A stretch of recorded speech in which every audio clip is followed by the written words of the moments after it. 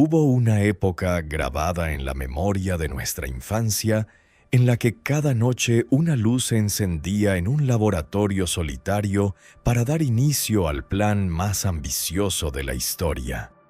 Dos figuras pequeñas, apenas perceptibles en la inmensidad del mundo humano, se preparaban para una tarea titánica. Uno era impulsivo, alegre y aparentemente carente de juicio. El otro era calculador, brillante y consumido por un deseo inquebrantable.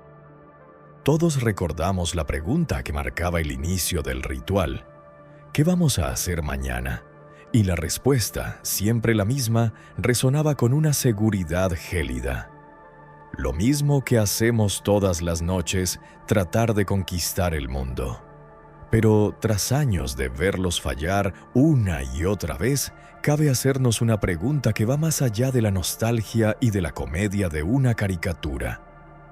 ¿Por qué un genio capaz de diseñar tecnología avanzada, de descifrar códigos imposibles y de prever cada movimiento de sus adversarios, terminaba siempre derrotado por un detalle insignificante?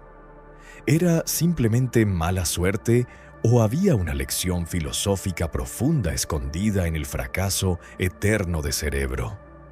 Para entender por qué Cerebro fallaba, primero debemos entender su arquitectura mental. Él era la encarnación viviente de la filosofía de Maquiavelo. Para él, el mundo era un tablero de ajedrez, donde las piezas debían moverse con precisión quirúrgica. Su mente estaba anclada en el futuro, en el momento glorioso en que todos se arrodillarían ante su intelecto. Pero aquí radica su primera y más grande debilidad, según el estoicismo de Marco Aurelio. El emperador romano nos enseñó que la mayoría de nuestros problemas no provienen de los eventos externos, sino de la importancia que les damos y de nuestra insistencia en controlar aquello que es, por naturaleza, incontrolable. Cerebro vivía en una prisión de expectativas. Su felicidad y su sentido de valor personal estaban encadenados a un resultado específico: el dominio global. Marco Aurelio decía que quien busca la fama o el poder pone su bienestar en manos de los demás, mientras que el sabio pone su bienestar en sus propias acciones. Cerebro era un esclavo de su ambición. Y un esclavo, por más inteligente que sea, nunca podrá ser verdaderamente sabio. Si observamos sus planes, notamos que Cerebro despreciaba lo pequeño. Él miraba las estrellas y las naciones, pero ignoraba la hormiga que podía morder el cable de su máquina. Esta es una falla clásica de la percepción humana que el libro de Proverbios señala con una claridad asombrosa. En la sabiduría antigua se nos advierte que el orgullo va antes de la destrucción y el espíritu altivo antes de la caída. Cerebro se creía superior a las leyes de la probabilidad y, sobre todo, superior a su compañero Pinky. A menudo vemos a Pinky como el elemento distractivo, el tonto que arruina el plan. Pero si miramos con ojos de filósofo, Pinky es el único de los dos que realmente es libre. Mientras Cerebro sufre por un mañana que nunca llega, Pinky disfruta del hoy. Pinky posee una alegría que no depende de conquistas. Él es feliz con una galleta, con una observación absurda o simplemente con la compañía de su amigo. En el fondo, Pinky vive de acuerdo con la naturaleza, aceptando el presente tal como es, algo que Marco Aurelio consideraba la cumbre de la madurez mental. La tragedia de Cerebro es la tragedia de muchos de nosotros en la vida moderna. Nos obsesionamos con conquistar nuestro mundo particular. Ese ascenso, esa cifra en la cuenta bancaria, ese reconocimiento social. Diseñamos planes perfectos, invertimos noches de sueño y descuidamos nuestras relaciones y nuestra paz interior bajo la promesa de que, una vez que logremos el objetivo, finalmente seremos felices. Pero el universo, como bien sabía el emperador filósofo, es cambio y caos. El destino tiene una forma curiosa de recordarnos nuestra fragilidad. Cerebro fallaba porque no permitía el error, no aceptaba la imperfección y, sobre todo, porque su motivación nacía del resentimiento y del deseo de validación. La sabiduría nos dice que un propósito que nace del ego está destinado a colapsar bajo su propio peso. Si Cerebro hubiera leído las meditaciones de Marco Aurelio, habría entendido que la verdadera conquista no es sobre los demás, sino sobre uno mismo. Haber conquistado sus propios impulsos, su ira hacia la ineptitud de los demás y su ansiedad por el futuro, le habría dado una victoria que ningún ejército podría arrebatarle. Hay una lección oculta en la dinámica de estos dos personajes sobre la amistad y la virtud. A pesar de sus constantes fallas, Cerebro nunca abandonó a Pinky, y Pinky nunca dejó de creer en Cerebro. En su extraño mundo de laboratorio practicaban una lealtad que Maquiavelo difícilmente habría aprobado por no ser práctica, pero que Salomón habría elogiado en los proverbios. El hierro con hierro se afila, y el hombre con el rostro de su amigo.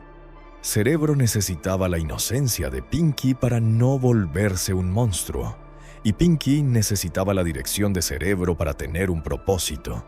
Sin embargo, la ceguera de Cerebro le impedía ver que ya tenía lo más valioso: un propósito y un compañero fiel. Al enfocarse solo en lo que le faltaba, despreciaba lo que ya poseía. Este es el gran error de la mente que no ha sido entrenada en la gratitud. La sabiduría no consiste en acumular poder, sino en disminuir los deseos. Si reduces tu deseo a lo que depende estrictamente de ti, te vuelves invencible. Cerebro era vulnerable porque deseaba demasiado del mundo exterior. Cada vez que el plan de la noche se desmoronaba, veíamos a Cerebro regresar a su jaula, a menudo golpeado y cansado, solo para empezar de nuevo al día siguiente. Podríamos ver esto como resiliencia, pero hay una diferencia entre la persistencia sabia y la terquedad necia. La persistencia sabia ajusta el método y el corazón. La terquedad necia repite el mismo error esperando un resultado diferente. Cerebro no aprendía la lección fundamental. El mundo no quiere ser conquistado. El mundo quiere ser entendido. Marco Aurelio solía recordarse a sí mismo que todo lo que escuchamos es una opinión, no un hecho. Y todo lo que vemos es una perspectiva, no la verdad. Cerebro veía el mundo como algo que debía ser sometido a su voluntad, cuando la sabiduría sugiere que debemos fluir con el orden de las cosas. La resistencia innecesaria genera sufrimiento, y Cerebro era el arquitecto de su propio dolor. Imaginen por un momento qué habría pasado si, en una de esas noches, Cerebro hubiera decidido no construir un rayo láser, sino sentarse a meditar en silencio. Si hubiera aplicado su vasto intelecto a desmenuzar sus propios miedos, se habría dado cuenta de que su deseo de gobernar el mundo era en realidad un grito de soledad. La sabiduría nos enseña que buscamos afuera lo que solo podemos encontrar adentro. No hay imperio lo suficientemente grande para llenar el vacío de un alma que no se acepta a sí misma. Esta es la razón definitiva de su fracaso. Estaba tratando de llenar un agujero espiritual con poder político. Los proverbios dicen que el que es lento para la ira es mejor que el poderoso, y el que se enseñorea de su espíritu, que el que toma una ciudad. Cerebro podía tomar una ciudad, pero no podía gobernar sus propias emociones cuando Pinky decía una tontería. Al final del día, todos tenemos un poco de Cerebro y un poco de Pinky en nosotros. Tenemos esa parte que sueña en grande, que planea y que desea alcanzar la cima, pero también esa parte que solo quiere jugar, reír y disfrutar de la simplicidad de la existencia. El conflicto surge cuando dejamos que el cerebro que llevamos dentro maltrate al Pinky que nos habita. cuando sacrificamos nuestra alegría presente por una ambición futura que quizás nunca se materialice. La enseñanza de Sabiamente para hoy es que la verdadera inteligencia es aquella que se pone al servicio de la paz interior. No seas el genio que fracasa por orgullo, sé el sabio que triunfa a través de la humildad y la aceptación. Porque conquistar el mundo es una tarea agotadora y a menudo inútil, ya que todo lo que ganamos en este plano material eventualmente se convertirá en polvo.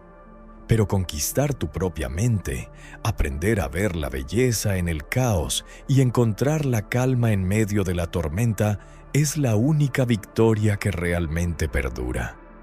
La próxima vez que te sientas frustrado porque tus planes no salen como esperabas, respira, mira a tu alrededor y pregúntate si estás persiguiendo un fantasma de poder o si estás cultivando una mente sabia. Recuerda que incluso en el laboratorio más oscuro de la vida siempre hay una luz de sabiduría esperando ser encendida, no para dominar a otros, sino para iluminar nuestro propio camino. El secreto no es dominar el mundo mañana, sino aprender a vivir plenamente hoy, con la mente clara y el corazón en paz. Esa es la verdadera lección que Cerebro nunca aprendió, pero que tú, a partir de ahora, puedes empezar a aplicar.